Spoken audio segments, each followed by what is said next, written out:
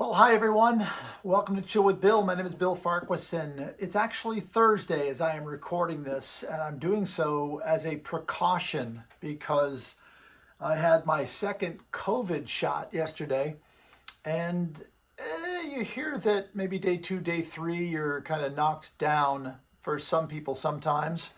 So I didn't want to leave people high and dry, so I thought I would pre-record and share a few thoughts today. I'm not sure how Chill with Bill is going to go actually, because I'm waiting on the okay for an interview that was supposed to be played last week, and I still haven't gotten a contract release from the company. Apparently, their priorities are not my priorities. So why everyone doesn't think like me and just do what I want, I don't know. It's weird. Anyway, if I get it in time, we will play it. It's a really interesting interview with a gentleman by the name of Stephen Say, and he works for a company called Sales Intel. I had reached out to a different company, a competitor, and said, hey, would you like to be on Chill with Bill? I'd love to interview you and talk about, contact software, business contact software. And they said, nah. I was like, what do you mean, no? Why would you not want free publicity? So I put another email out there and said, does anybody know of a company that sells, contact information, names, phone numbers, emails, etc.? And the owner of this company, named Manoj, reached out and said, me. Like, this guy obviously has the smarts to know that any publicity any free publicity is good stuff. So, but Stephen was a very, very good sales rep and a really good interviewer. His answers as I was listening to the conversation, I'm thinking, man, this guy's a terrific communicator. So it's a really good interview on two levels. It's great information about the kinds of filtered info you can get that'll help you to make a better sales call. But it's also I think it's fascinating to sit there and listen to him. I'm such a student of sales that I love I love the science of it. I was teasing my friend Kelly Malazzi. She did an event for the Sales Vault a couple of days ago that was called the Morale Squad. And someone popped onto the Zoom call and they had all these boxes in the background. And Kelly got all excited. Oh, what's that in the background? She said. And I said, you are such a nerd. Oh my gosh. So it was very funny. In any event, Kelly, by the way, is doing another event for us today called Sell Like a Girl, and it's really about how to tap into the strengths of both genders to become a better salesperson. I am so happy that she has joined the Sales Vault, and we've got some really interesting and fun and exciting announcements as to new workshop instructors. So it just keeps going and growing, and we hope you can be a part of it. Back to Chill with Bill. First of all, as of today, it's Thursday right now. It's been about 24 hours since I got the shot. Nothing. So it's all good. This is my second shot again. Chill with Bill is a weekly event. It's about 30 minutes long, and it's sometimes a deep dive on a sales topic. I do interviews with industry experts. We've done some with salespeople, and that have been great. We get a lot of great feedback. We did one with a marketing expert, and that got a lot of good feedback. So we're going to keep rolling. We did one last week, was it 2 weeks ago? We did one with a gentleman, Matt Noonan, who it was basically listening in on a coaching call. And I've got one more of those to play. And I might just actually, maybe I'll sneak that one in here this week, but I really want to give him an ample warning. So in any event, okay, so let's review the week then. On Monday, I posted a sales tip, and it was called A Great Lead Source. And it was about all of these articles that are being printed in newspapers and magazines and that were being reported on the news about, 1 year ago we did this, 1 year ago this happened, and we're basically all living the same nightmare. And one of the things they talk about occasionally is the changes in a particular part of life, or an industry. And you might look at that and say, that's interesting, and move on. But I think there's some really good trends because, as I've been saying all along, people are waiting for things to return to normal. And it ain't going to be normal, kids. It's not going to be normal. And I hate the phrase new normal because it's like saying paradigm. I just can't stand those catchphrases. But it's not going to go back to the way it was. So what are the industries now that are really good to call on? And what trends are going to change? There's been a whole food delivery, for example, is one of those where has really taken off. Will it stick around? buying automobiles online, used cars, having them delivered to your door. Can you imagine if somebody told you that 2 years ago, that was going to be a thing? Well, it's a thing. Will it stick around?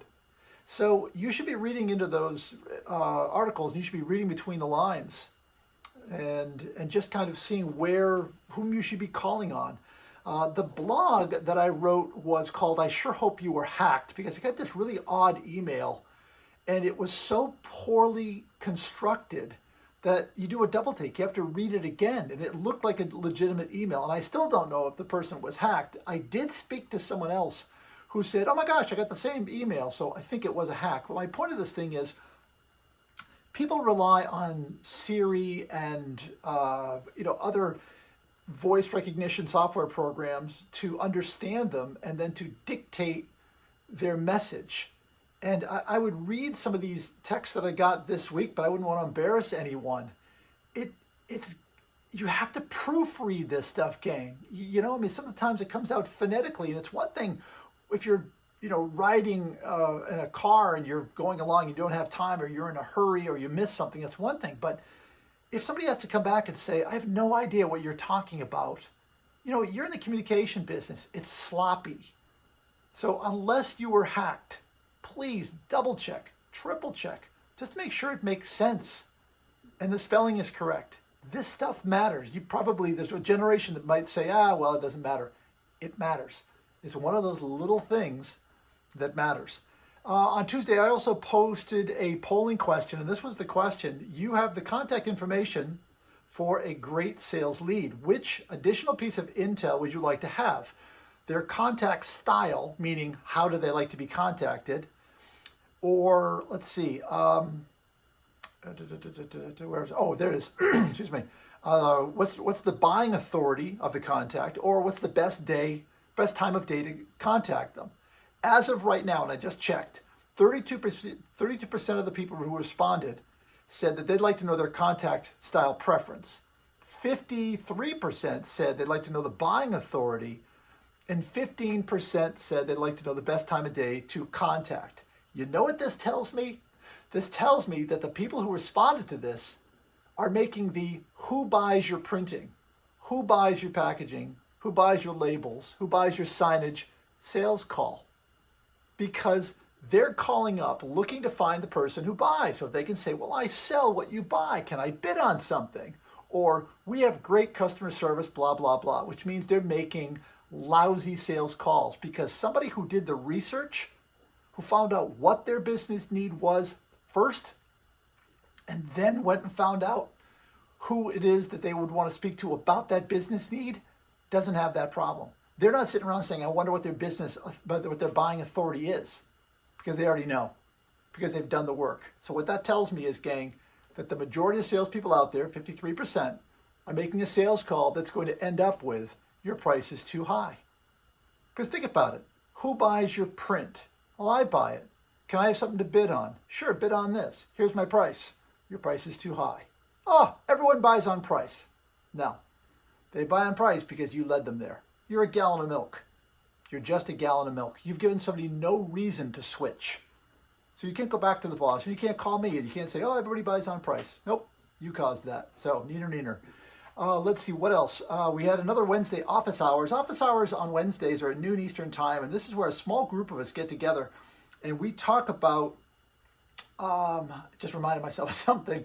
We talk about, everyone brings one sales challenge to the call, and we share information and share ideas. And we've got this really cool little core group going where, it's funny. One of them, Joe said to Bob this week, you're like a brother to me. I see you all the time on these Sales Vault calls, these Zoom calls. This is an insiders only program, and I really encourage you to check these out. I am thinking, by the way, of letting people into one event just to see if they like it. It's an idea that I floated to my marketing team. We got to take it up this weekend when we get on the phone this Sunday. That's when we have our marketing meetings.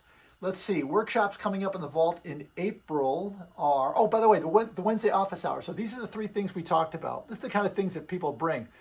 How do I qualify an account that looks like they're below my minimums, but they might be worth doing the work for anyway? That was a good question. The second one was, a client wants me to help with their marketing. I sell print. Do I attempt to help them with that, or do I pass on it, or do I pass it off to someone? Another great debate ensued. Third one, I have a major problem with the client, and it was not our fault, but our name is attached to it. How do I navigate those waters, help, and come out clean on the other side? These are the kind of really interesting questions that people bring to these calls, because I get stuck all the time. I'm in a world here of my own, and I get stuck as well. And I want to be able to throw an idea out there to somebody else who's feeling the same way I'm feeling, selling what I'm selling, and that's what these office hours do. There's other workshops that are in the vault, and we've got this rolling now list and growing list of programs. One of them is called Prospecting for Introverts. That's happening today and next week. Next one is Time Management and Sales Focus. We'll be doing that, starting another class. It's a 4-week class, and that one starts on the 23rd maybe of April. Then Kelly Malazzi's got 2. One is Sell Like a Girl, which I told you about. The other one is called the Morale Squad.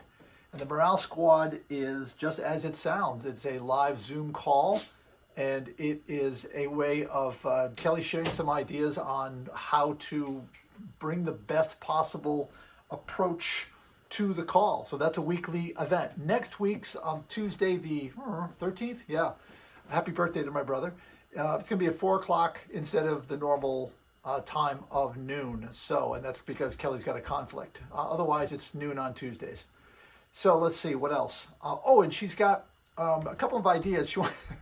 She wants to do something in May. Kelly wants to do something in May, and she's tentatively called it Old Dogs and New Tricks.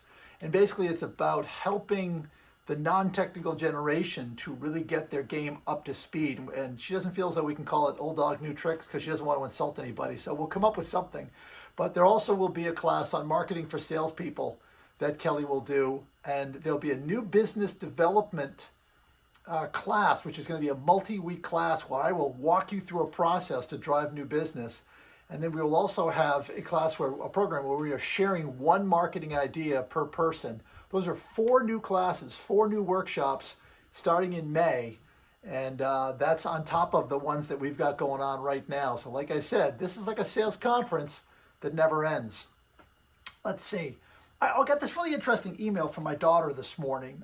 Maddie's over in London, and Maddie does my marketing, and she's just so damn talented. It's obnoxious, and she reads an awful lot. So I was complaining about and talking. I wasn't really complaining. I was talking about how you have to have a live aspect to online training. And I was talking with a client about this, and they disagreed. And they said, let's just have some online content. And I said, I just don't see that working. It's been proven again and again and again through my own research and my own programs that you can't just throw it up online and expect people to go after it. I mean, heck, look at the Sales Vault. This is one of the lessons that we learned early on, that we had all this great content. It's still there. And everybody that I talked to who signed up early, and the hundreds of people who have checked it out, I call and they'll say, every single one of them said, oh, I haven't checked out the online videos. And I'm thinking, my gosh, I spent hours doing that stuff. But when we started the workshops, when we started ramping those up, boom, that's when participation took off. Very interesting lesson. So Maddie sends me this email. I'm going to read you a clip from this. It says, can you imagine if Luke Skywalker went to train with Master Yoda, and Yoda said, quote, if being a Jedi is what you want, watch my $97 online course you must. Instead of actually training him, do you think Luke would have become a Jedi Master by watching an online course? And then he ends with, have you ever learned something on your own without any help? So it really makes a case for the live aspect of learning. And so many people have come to Zoom classes and online this and online that. I mean, the kids here in the house, they just went back to school full time this week, but they did a lot of online training. And I think that's one of the big lessons that's going to come out of this COVID time is what worked and what didn't work. If you are looking to grow your sales, by all means, become a student of sales, read on all this, everything that you can, but also get some live help as well. Speaking of the Vault, if you do want to join, we are having a promotion in April. You get one of 3 books. You have this book here, 25 Best Print Sales Tips, free. The book that I wrote with Kelly, Who's Making Money at Digital Inkjet Printing and How, and then there's a Signs version of this as well. And by the way, I will be doing this live at the International Sign Association Expo this afternoon at 2 o'clock. And you can log into that if you are a sign salesperson. So anyway, you can have either one of those 3 books for signing up for the Sales Vault. As I mentioned, today we're going to interview with Stephen Tse from Sales Intel. There is one other thing that I wanted to put out there, and I'm going to mention this in a sales blog. I just oftentimes these ideas will come and I'll write them down, then I'll expand on them later. But I really feel the need to address this live, and that is that I think you need to understand, those of you who are working from home, those of you who are in your office, and maybe you're a sole sales rep or you're a selling owner, and you're thinking to yourself, man, this is really hard. Nobody is returning my call. It must be me. Well, I'm here to tell you, it's not you. Everyone that I speak to is struggling. Everyone is facing the same challenges that you're facing. The advice that I give my coaching clients is to stick to the fundamentals.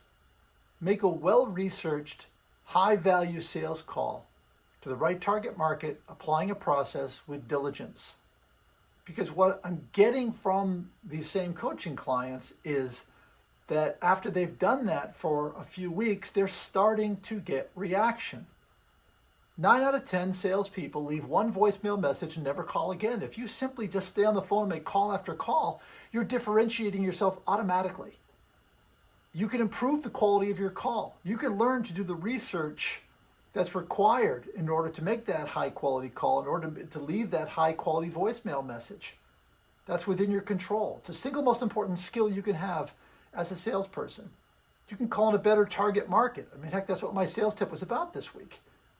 Read the newspaper and watch the trends, see what's changed, see what's not coming back. That's where your leads are. Find the right person within that company to call on as well. And then diligence, and you can apply that prospecting process, which, by the way, 90% of you don't have a process. So much of this is totally within your control. What's going on between your ears right now? All of that self-doubt, all of that angst, anxiety, this isn't going to work. All of that, you just have to believe that if you do X, Y is going to happen. So that's my little morale squad message for the week. Understand, everyone is not succeeding and you're being left behind. Everyone is struggling. Stick to the fundamentals. Ask yourself 4 questions. Maybe you rate yourself on a scale of 1 to 10. Am I making a high value, well-researched call? Scale of 1 to 10. Am I calling on the right kinds of target markets? Scale of 1 to 10. Do I have a prospecting process? How well is it working? And then am I making enough calls? Scale of 1 to 10. Those are 4 things that are within your control to improve, so improve them. And if you can maintain those fundamentals, then success will follow. It's the only guarantee that I make. I used to guarantee that the Patriots would win the AFC East, but can't guarantee that anymore. So, but boy, it was fun while it lasted. So that is that's my entree, and let's hope that there's an interview following this part. Stephen's about a 16-17 minute interview, and then I'll come back with some final words, including a movie recommendation. Be right back. So, Stephen, I will ask you to start with an introduction of who you are, and then I'll tell everyone how we met. A little intrigue. Sounds good. Sounds good. Should I say hello to everybody? I think that might be a good start. That is traditional. Yes. Okay. Sounds good. Well, hello, everybody. I'm Steve Tse. I'm with Sales Intel. I am an account executive there, and I'm happy to be here. And he is here because he is very well spoken, and he helped me to understand his product, SalesIntel.io, and their product. And I had actually reached out to a competitor who surprisingly said no. They said professionally and courteously, but they said no. And I posted on LinkedIn, does anybody know anything else? And your boss and the founder of the company, Manoj, he raised his hand immediately and said, well, we'll take the spot. And I was like, why wouldn't you? So I had a great conversation with him. And then Stephen and I met a couple weeks ago via Zoom, and he ran me through the product. So as I was telling you, Stephen, my history with database. Well, first of all, let me back up. Let me help me to understand, and everyone else to understand, what is sales intel. Excuse me. What is sales intel? So Sales Intel is it's a B2B contact database that profiles companies, that profiles decision makers and contacts at those companies. But there's a lot more that goes into it, right? You get your phone numbers, you get your emails, you get your revenue information, all the different firmographics, but you can also layer in buyer intent data, technographics, so you can see what kind of technologies are being used, and just a host of other things that allow you as a business development person, an account executive, salesperson, to get directly to decision makers, but really at the right time. So, okay, I'm going to circle back on that for sure. What Yeah. my memory of business software was and contact software was 3x5 cards that got tossed on my desk by my manager, Mike Powers, back in 1982, 1983, Yeah. and that was it. And again, I'm showing my age here, but my internet was the reference library. Hmm. Hmm. So that's kind of where I get where I got. I don't think they had much more. They had company, they had phone number, they had address, but there wasn't anything more anyway. There was no email, there was no fax number, there was no website, there was nothing. Right. So now Definitely no mobile numbers, right? I'm not sure what the next thing was. It might have been fax machines and then mobile, but I remember the business card got busier and busier and busier and busier, and it finally I think people just gave up. But you rattled off a bunch of things there. You said buyer intent data. What is that? So buyer intent data it's like this golden goose, I would say, because I mean, you mentioned 1983, you get a 3x5 card put on your desk. Well, my first sales job, I would say, what year was that? It was in the 2000s, early 2000s, right? I'm 34 years old right now, but in the early 2000s, I had no mobile numbers or buyer intent. I had those 3x5 cards or just a quick list of, hey, here's some companies. Go ahead and reach out to them. And it was just their names, right? Mm-hmm. So I definitely understand where you're coming from, but this buyer intent aspect allows you to understand who has been researching your solutions at a high level for the last week, right? So in real time, you can understand what are those buyers that you need to reach out to, not just having the company or contact information and knowing that, hey, this is that phone number, this is that email address, and I don't have to spend that time researching it. I can get to them directly. But we know that these individuals are evaluating those solutions. Right. Wow. Mm-hmm. Wow. That's pretty powerful.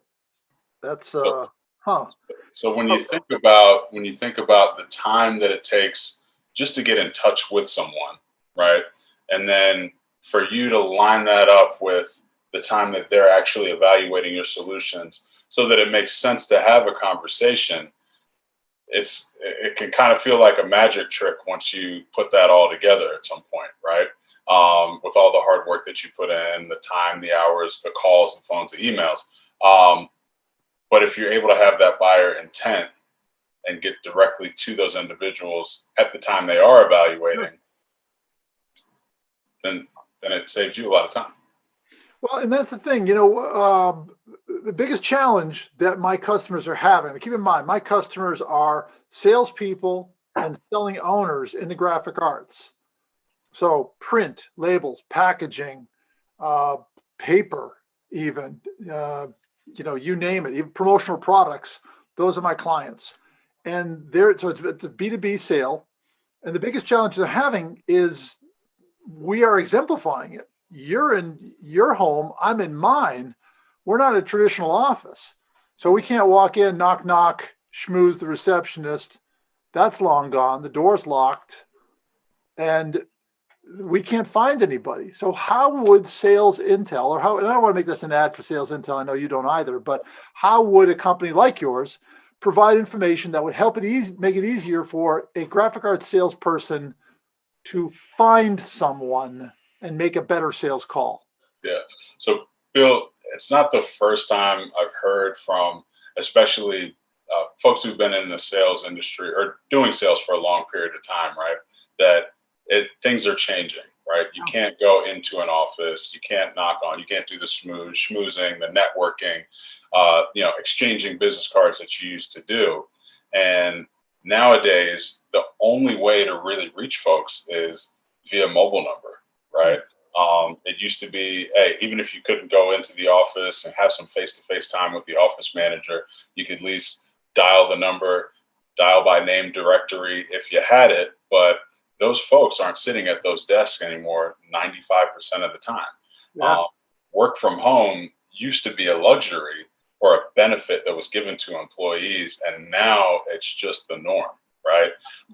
And the tools that have been given to employees to allow them to thrive from home are just becoming more and more vast and robust. And to be able to reach folks via phone number, though, is how you set those meetings. So that phone number that's going to work is the mobile number. And again, we won't make this an ad for Sales Intel, but tools like ours will allow you to get to those mobile phone numbers. Wow. Yeah. Okay. So, in addition to buyer intent data, let's get back to that question of help me to it seems to me that your software does two things. One is it's going to help me with contact information, but it's also going to improve the quality of my call. So what would be another feature that either your company or a company like yours would be able to provide that would help me up my game as a salesperson? It's a great question. I would say that obviously we talked about the buyer intent, the mobile numbers, the technographics is probably what separates you as a little bit more of an expert and puts that kind of account-based sales touch on it. Because the technographics will tell you what kind of technologies are already utilized by that client, right? Mm-hmm. Now, this can be used in a couple different ways. One is you could say, all right, maybe this client having Salesforce is important for me, or all of my clients that I'm going after having Salesforce is important because our solution is compatible with Salesforce. Wow. Or it augments Salesforce, right? The other thing you can do is say, all right, there's a competitive technology to what I'm offering.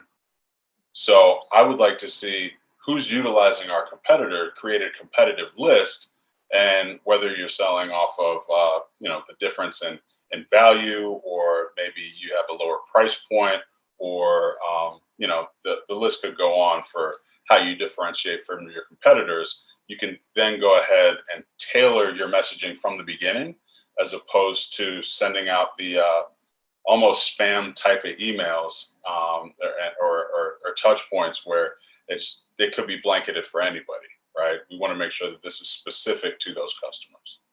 But there's a line, and there has been forever, that if I say, hey, Stephen, I know that you've got a blue checkered shirt and we're connecting with people that have blue checkered shirts, and you go, wait a minute, what the heck? Where's that line now? I mean, is it soft? Is it hard? Does it move? Right. So the line is, first of all, it's defined for you by CCPA and GDPR compliance. CCPA being in California, GDPR being your international data privacy laws, right? But really where that line is defined is by the individual who is searching content, right? Like if somebody were to click on your website, you might be able to gain information about what company they were from, which is connected to their IP address that is attached to specific domains, right? So then you can get an idea of what company is researching your solutions. but you wouldn't be able to say, this is the exact individual that's researching your solution, right?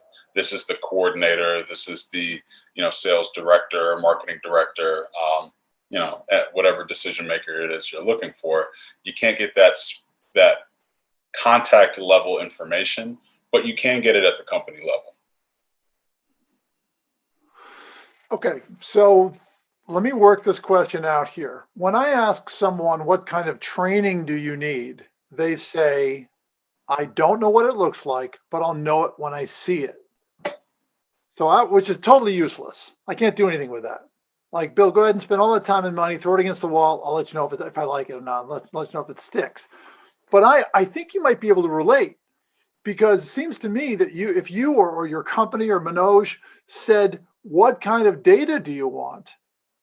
A sales rep might say, I don't know what I need, but I'll know it when I see it. Mm-hmm. So are you able to, because I'm working out this question, are you able to say to somebody, what do you do, Stephen? Do you say, here's everything that's possible? Go figure out what's important to you? Yeah, that's a really good question, because the way that each sales organization approaches their customers that they're targeting it's so different, right? Yeah. There's different maturities of sales organizations, right? And when I say maturities, you could have a sales org that has no idea what their ideal customer profile is, and then another one that is so focused and knows exactly who they're reaching out to that they cut out all the extra noise and just go after the company with this size revenue, this many employees, and they have to have this technology in place in order for there to be any sort of viable option, right? So what you do when in those scenarios where they're saying, okay, we don't know what we want, we'll take a look at it when we see it, we'll figure it out when we see it. Well, tell us, who are you targeting currently, right? Who are the companies that you're looking to get in touch with now? And then we can help you further define your ideal customer profile by cutting out all the research for you and then saying, okay, here's the company information, here's the contact information. These are the 50 companies that have buyer intent for your solutions right now. And let's go ahead and focus on these companies, because one, you've now got the information, you know that they're evaluating your solutions. That could help define your ideal customer profile. So really it's centered around that, but we can help you find it and figure out what it is, or we can go ahead and just give you the information that you're already targeting. Wow, that's success stories. Any success stories you brought? Success stories. Man, there's I've got them, absolutely, but where do I start, right? Your favorite.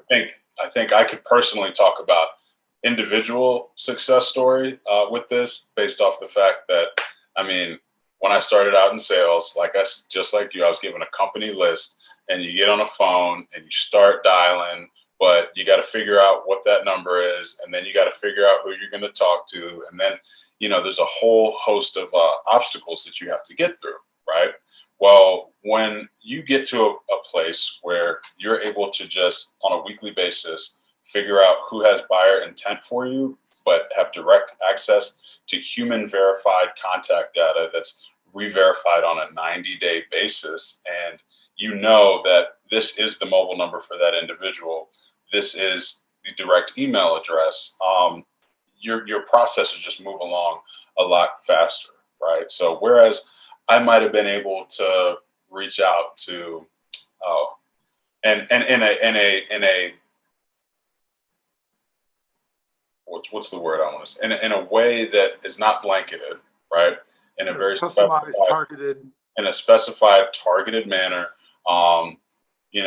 Where I used to be able to reach out to maybe 50 contacts a week, because most of the time I was just doing a ton of research. I can now reach out to 300 to 500 contacts a week, depending on how heavy my demo schedule is, right? Mm-hmm. And it makes a world of difference.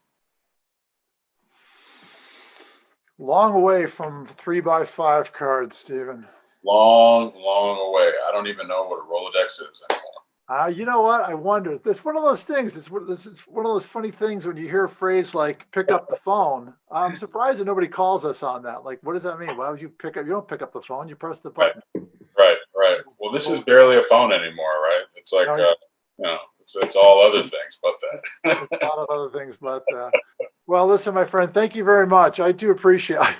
I've taken a bunch of notes here. I'm even more impressed with salesintel.io and with you. So thank you very much. You've got a tremendous gift for communication. You are definitely in the right profession. Well, Bill, thank you for having me. Hopefully, this was all very informative, but also just helpful for a lot of people out there that may be just kind of stuck and saying, all right, what could I do to kind of up my game here and get to some decision makers quicker and increase sales velocity and marketing outreach? That's really I what can, it's all about. I can hear the music coming up in the background while you're saying that, and just cut. You know, Oh, man. nailed it. Stuck the landing.